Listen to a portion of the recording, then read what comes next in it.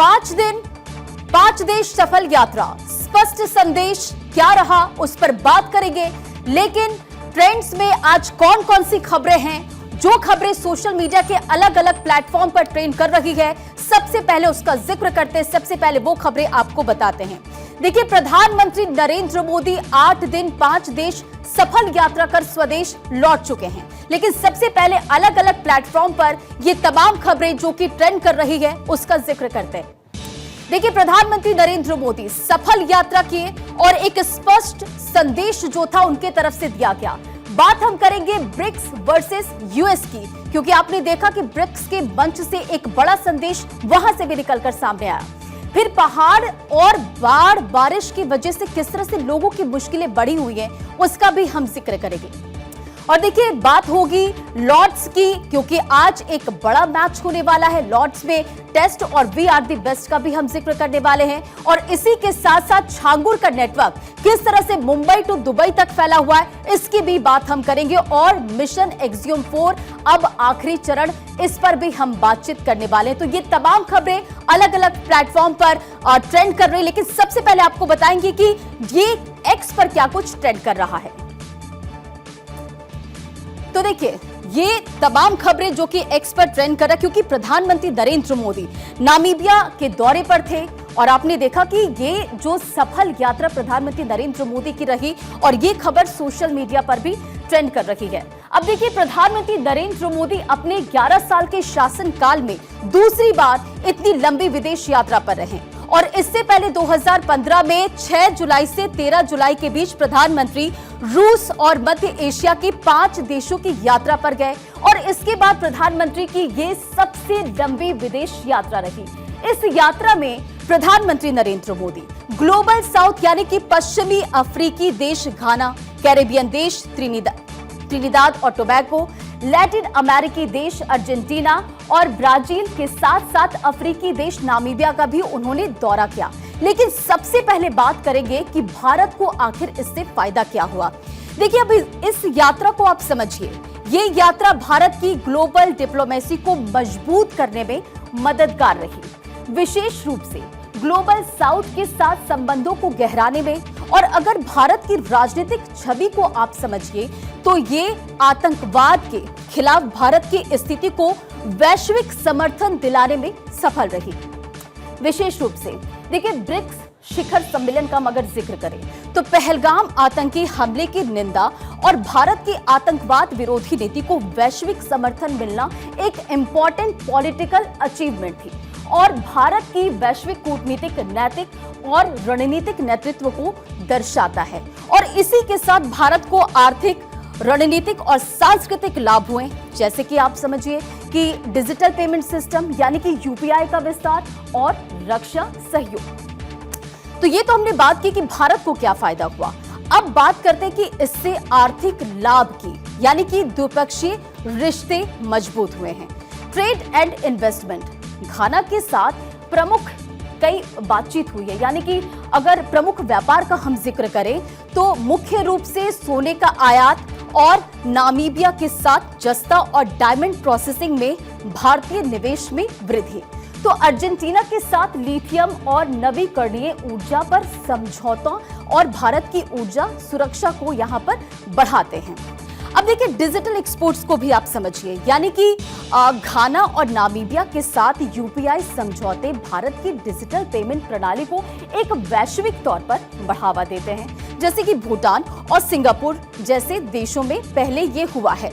अब आप इसको ऐसे भी समझिए कि ब्रिक्स इकोनॉमिक फ्रेमवर्क, मतलब कि भारत ने वैश्विक व्यापार और आपूर्ति श्रृंखला में अपनी भूमिका को किस तरह से मजबूत किया है और जो वैश्विक आर्थिक चुनौतियों के बीच एक महत्वपूर्ण भूमिका निभाती है।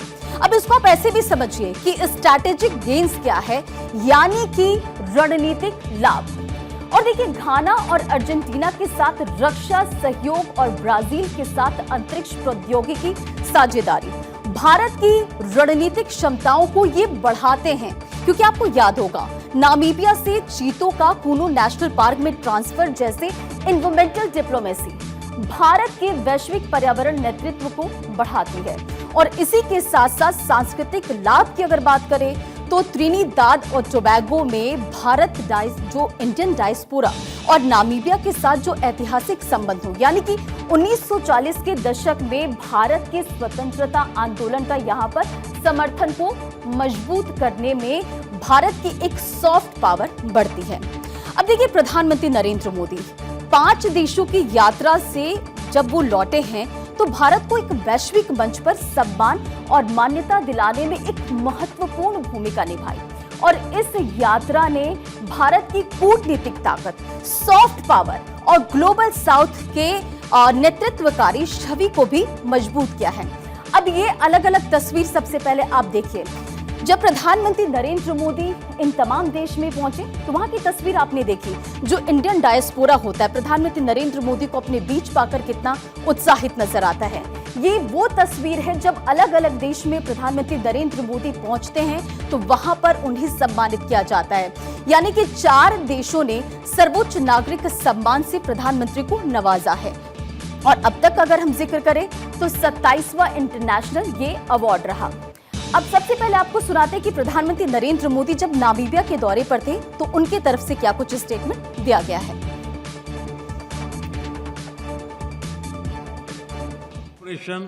Have a powerful story of cooperation, conservation and compassion. When you help us in reintroducing cheetahs in our country, we are deeply grateful for your gift.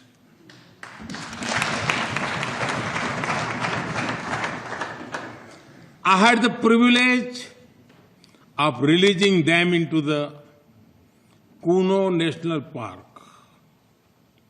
They have sent a message for you. तो प्रधानमंत्री नरेंद्र मोदी को आपने सुना। ये यात्रा भारत के लिए कूटनीतिक और आर्थिक रूप से बहुत फायदेमंद रही। यानी कि 5 देशों के साथ रिश्ते मजबूत हुए, कई समझौते हुए और ब्रिक्स में भारत ने आतंकवाद के खिलाफ मजबूत आवाज उठाई है। देखिए, इससे भारत की वैश्विक साख बढ़ी, खासकर ग्लोबल साउथ में, और चीन के प्रभाव को संतुलित करने में इससे मदद मिली। और ये यात्रा भारत की वैश्विक शक्ति के रूप में उभरती भूमिका और विकसित भारत के विजन को साकार करने की दिशा में एक महत्वपूर्ण कदम है। तो आपने देखा कि प्रधानमंत्री नरेंद्र मोदी जब 5 देशों के दौरे पर थे तो उस समय क्या कुछ रहा। अब बात करेंगे कौन सी खबर जो कि ट्रुथ प्लेटफॉर्म पर इस वक्त ट्रेंड कर रही है, यानी कि ट्रंप के टैरिफ बम से जुड़ी ये खबर है और इस वक्त ये ट्रुथ पर ट्रेंड कर रही है। तो देखिए, ब्रिक्स की चुनौती जिसका जिक्र हम करने वाले हैं, ट्रंप की जो टैरिफ वॉर है और इससे किस तरह से ब्रिक्स वर्सेस यूएस है। यानी कि ब्रिक्स की चुनौती से अमेरिका डरा हुआ है, जिसके चलते लगातार ब्रिक्स के जो सदस्य देशों पर अतिरिक्त टैरिफ लगाने की जो धमकी ट्रंप लगातार दे रहे हैं। और इसी कड़ी में अब ट्रंप ने एक कदम आगे बढ़ाते हुए ब्राजील पर टैरिफ बम फोड़ दिया है। अमेरिकी राष्ट्रपति डोनाल्ड ट्रंप ने ब्राजील से आने वाले उत्पादों पर 50% का भारी टैरिफ लगाने की घोषणा उनके तरफ से कर दी गई है। देखिए, ट्रंप ने ये फैसला ब्राजील में पूर्व राष्ट्रपति जेयर बोल्सोनारो के साथ हो रहे बर्ताव को देखते हुए लिया है। देखिए, बोल्सोनारो इस समय तख्ता पलट की साजिश रचने के आरोप में मुकदमे का वो सामना कर रहे हैं और ब्राजील के राष्ट्रपति ने ट्रंप के ऐलान पर प्रतिक्रिया दी। ब्राजील के राष्ट्रपति लूला के कार्यालय ने एक आधिकारिक बयान में ये कहा कि किसी भी देश के द्वारा एक तरफा टैरिफ बढ़ोतरी का जो जवाब है वो ब्राजील आर्थिक पारस्परिकता कानून के तहत देगा। और देखिए, ब्राजील के राष्ट्रपति ने यह भी कहा कि ब्राजील एक स्वतंत्र और संप्रभु राष्ट्र है और वो किसी भी अन्य देश की दखल अंदाजी स्वीकार नहीं करेगा। ये साफ स्टेटमेंट उनके तरफ से कहा गया। साथ ही देखिए, ब्राजील के राष्ट्रपति ने बोल्सोनारो को लेकर की गई ट्रंप की टिप्पणी पर भी प्रक्रिया दी है, स्टेटमेंट दिया है। और ब्राजील के राष्ट्रपति लूला ने कहा कि ब्राजील एक संप्रभु देश है जिसकी अपनी स्वतंत्र संस्थाएं हैं। हम किसी भी प्रकार का बाहरी दखल स्वीकार नहीं करेंगे। बहरहाल, ट्रंप का टैरिफ पर यह कदम अमेरिका की अमेरिका फर्स्ट नीति का हिस्सा हैं, जो अपने बाजार को बचाने और डॉलर की वैश्विक स्थिति को मजबूत करने के लिए है। देखिए, टैरिफ से ब्रिक्स देशों के निर्यात पर असर पड़ेगा, जिससे उनकी अर्थव्यवस्था को नुकसान हो सकता है और वे डॉलर पर निर्भरता जारी रखेंगे। ब्रिक्स, अब इसको भी आप समझिए, ब्रिक्स यानी कि ब्राजील, रूस, भारत, चीन और दक्षिण अफ्रीका देशों का समूह वैश्विक आर्थिक व्यवस्था में अमेरिकी प्रभुत्व, खासकर डॉलर की प्रमुखता को चुनौती दे रहा है और इन देशों ने भारत के बजाय अपनी स्थानीय मुद्राओं में व्यापार बढ़ाने और इसी के साथ डी डॉलराइजेशन मतलब डॉलर पर निर्भरता कम करना, इस दिशा में कदम उठाए हैं, जो अमेरिका के लिए एक खतरा है। रूस और चीन जैसे देश अमेरिकी प्रतिबंधों से बचने के लिए गैर डॉलर व्यापार को बढ़ावा दे रहे हैं, जिससे अमेरिका की आर्थिक शक्ति कमजोर हो सकती है। अब आप इसको ऐसे समझिए, सवाल ये भी है कि ब्रिक्स कैसे अमेरिका के लिए आर्थिक चुनौती है। ब्रिक्स देश मिलकर वैश्विक व्यापार में डॉलर की जगह अन्य मुद्राओं या एक संयुक्त मुद्रा की संभावना तलाश रहे हैं, जो डॉलर के रिजर्व मुद्रा दर्जे को प्रभावित कर सकता है। तो ये पूरी जानकारी जो कि ट्रुथ पर भी लगातार आप देखिए कि इस वक्त ट्रेंड कर रही है। अब बात करेंगे और कौन सी खबरें जो कि अलग अलग प्लेटफॉर्म पर ट्रेंड कर रही है, और सबसे पहले बात करेंगे एक्स की। तो एक्स पर क्या खबरें जो कि इस वक्त ट्रेंड कर रही है, और ये देखिए आपके सामने दिल्ली एनसीआर और घंटे बिजली। इसी के साथ दिल्ली एनसीआर इसलिए क्योंकि बारिश की वजह से आप देखिए किस तरह से मौसम का मिजाज बदला हुआ है। देश भर में मॉनसून पूरी तरह से एक्टिव हो चुका है, जहां एक तरफ उमस भरी गर्मी से लोगों ने राहत की सांस ली, लेकिन दूसरी तरफ आप ये तस्वीर देखिए, तेज बारिश, ट्रैफिक जाम की समस्या, भूस्खलन और बाढ़ जैसे संकट लोगों के लिए काफी ज्यादा परेशानी का सबब बन चुका है। दिल्ली एनसीआर में मौसम मेहरबान हुआ, यानी कि जहां कुछ घंटों की बारिश ने ही शहर की रफ्तार थाम दी, सड़कें तालाब में तब्दील हो गई। आलम ये रहा कि कई घंटों तक लोग सड़कों पर फंस गए, यानी कि जाम की वजह से कई गाड़ियां तैरती नजर आई। अब देखिए उत्तराखंड की अगर हम जिक्र करें, उत्तराखंड में भी कुछ ऐसी स्थिति लगातार बरकरार है। कुदरत की गोद में बैठा हिमाचल कुदरत के प्रहार से परेशान है। असम हो, महाराष्ट्र हो, इन तमाम राज्यों में बारिश की वजह से चिंताजनक स्थिति बनी हुई है। मौसम विभाग की तरफ से लोगों को सतर्क रहने के लिए कहा गया है, यानी कि अभी और बारिश होगी, मुश्किलें बढ़ सकती हैं। देखिए दिल्ली एनसीआर का अगर हम जिक्र करें तो कई हिस्सों में जल भराव देखने को मिला। भारत मंडपम का हम जिक्र करें, प्रगति मैदान हो या झिलमिल अंडरपास हो, कृष्णा नगर, ये तमाम वो जगह मैं आपको बता रही हूँ जहां भारी बारिश की वजह से आप देखिए किस तरह से सड़कों पर गाड़ियों की एक लंबी कतार लग गई। भारी जलभराव यहां पर देखने को मिला। अब बात गुरुग्राम की कर लेते हैं, क्योंकि गुरुग्राम इस वक्त काफी ज्यादा ट्रेंड भी कर रहा है और गुरुग्राम में हालात बहुत तेजी से बिगड़ते नजर आए। जगह जगह जल भराव देखा गया। गुरुग्राम जिला प्रशासन की तरफ से एडवाइजरी भी जारी की गई है और जो लोग ऑफिस में काम करने के लिए जाते हैं उनसे ये अपील की गई है कि आप वर्क फ्रॉम होम ही करें। देखिए साइबर सिटी में बीते 12 घंटे के दौरान भारी बारिश की वजह से जनजीवन अस्त व्यस्त हो गया है और लोगों की मुश्किलें बढ़ गई है। आपने तस्वीर देखी कि किस तरह से सड़कें धंसी और सड़क धंसने की वजह से एक टैंकर जो था वहां पर पलट गया। ये तस्वीर आप इस वक्त अपनी स्क्रीन पर भी देख रहे हैं। दूसरी तरफ देखिए आप उत्तराखंड में लैंडस्लाइड की वजह से लोगों की मुश्किलें बढ़ रही हैं। कई ऐसे रास्ते हैं जो कि इस वक्त बंद पड़ गए हैं, आवाजाही ठप हो चुकी है। उत्तराखंड के चमोली का अगर हम जिक्र करें, बद्रीनाथ हाईवे का हम जिक्र करें तो भारी बारिश के बाद यहां पर लैंडस्लाइड की स्थिति बनी हुई। चमोली में भारी बारिश के चलते कमेडा, नंदप्रयाग और जो अन्य स्लाइड जोन हैं वहां पर रुक रुक कर पत्थर गिर रहे हैं और जिसके चलते जो स्थानीय हैं उन्हें काफी ज्यादा दिक्कतों का सामना करना पड़ रहा है। देखिए रुद्रप्रयाग में बद्रीनाथ हाईवे पर सफर करना मुश्किल हो गया है। अल्मोड़ा जिले में बारिश का कहर देखने को मिला। दूसरी तरफ देखिए रानीखेत में बारिश की वजह से जो बरसाती नाले हैं वो उफान पर हैं, लेकिन उत्तराखंड में लोगों की जो परेशानी है वो किस तरह से बढ़ रही है सबसे पहले आपको सुनाते। मैं रात को 1 बजे से टेंशन में फंसा हुआ। देहरादून से आर्मी सप्लाई का माल जाता है, तो देहरादून से मुझे कर्णप्रयाग शिमली माल लेके जाना पड़ता है। वहाँ से जोशीमठ जाता है, बद्रीनाथ जाता है माल। 4 धाम का माल भी है इसमें। रात को सारा सिलेंडर सारा बंद हो चुका था, तो इन्होंने ये वाला रास्ता खोल दिया था। तो मेरे से पहले भी गाड़ियाँ निकली, तो मैंने भी निकाली। जैसे ही तो बारिश स्टार्ट हो गई थी, मेरी गाड़ी फंस गई है। तो देखिए, आपने सुना कि किस तरह से जो लोग हैं वो परेशान हैं, क्योंकि जो तमाम जल स्रोत हैं इस वक्त वो उफनाए हुए हैं। भारत 24 भी आपसे अपील करता है कि अभी ऐसे जगहों पर जाने से बचें। अब बात हिमाचल प्रदेश की कर लेते हैं, क्योंकि हिमाचल प्रदेश की जो स्थिति है वो काफी गंभीर बनी हुई है। हिमाचल से लगता है कि कुदरत इस बार ज्यादा ही नाराज है। इसलिए तो कभी बारिश की मार, कभी बाढ़, तो कभी बादलों का प्रहार पीछा नहीं छोड़ रहा है हिमाचल प्रदेश का। और देखिए, इस मॉनसून सीजन में अब तक करीब 30 फ्लैश फ्लड, 20 क्लाउड बर्स्ट और 10 से ज्यादा लैंडस्लाइड की जो घटनाएं हैं वो दर्ज की गई है। और इन हादसों में अब तक कई लोगों की जान भी जा चुकी है। राज्य में 150 से ज्यादा सड़कें इस वक्त बंद है। 500 करोड़ से ज्यादा नुकसान हो चुका है। मंडी, ऊना, शिमला, इन तमाम जिलों में आप देखिए जो स्थिति है बेहद भयावह है।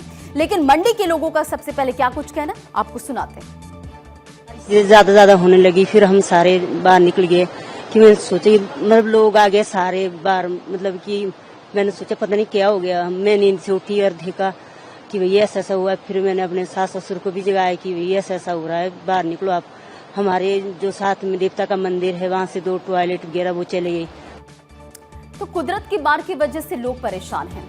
अब बात देखिए प्रयागराज की करते हैं, क्योंकि प्रयागराज का जो नदी है उसका जलस्तर बढ़ चुका है। उत्तर प्रदेश में अभी भी कई ऐसे जिले हैं जहां भारी बारिश होगी। मौसम विभाग ने इसे लेकर अलर्ट भी जारी कर दिया है।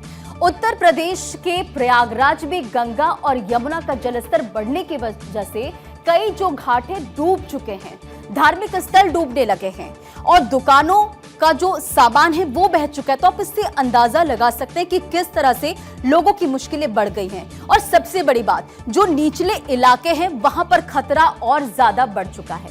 महाराष्ट्र और राजस्थान की भी यही स्थिति है, क्योंकि यहां पर भी लगातार भारी बारिश हो रही है, लोगों की मुश्किलें बढ़ गई है। महाराष्ट्र के चंद्रपुर जिले में लगातार बारिश की वजह से बाढ़ जैसे हालात बन गए हैं। ब्रह्मपुरी तहसील के 25 गांवों का जो संपर्क है वो टूट गया है। गोसीखोट बांध के गेट खोलने के बाद वेनगंगा नदी में पानी बढ़ गया है। तो देखिए किस तरह से अलग अलग जगहों की, अलग अलग राज्यों की स्थिति कुछ इसी तरह है, यानी कि भारी बारिश की वजह से लोगों की मुश्किलें बढ़ गई है। अब बात करेंगे फेसबुक की, यानी कि फेसबुक में कौन सी खबर इस वक्त ट्रेंड कर रही है, सबसे पहले जानते हैं। तो खबर है, सरकार सख्त छांगू पर एक्शन फटाफट। आपको याद होगा सीएम योगी आदित्यनाथ की तरफ से भी इस पूरे मामले को लेकर स्टेटमेंट दिया जा चुका है।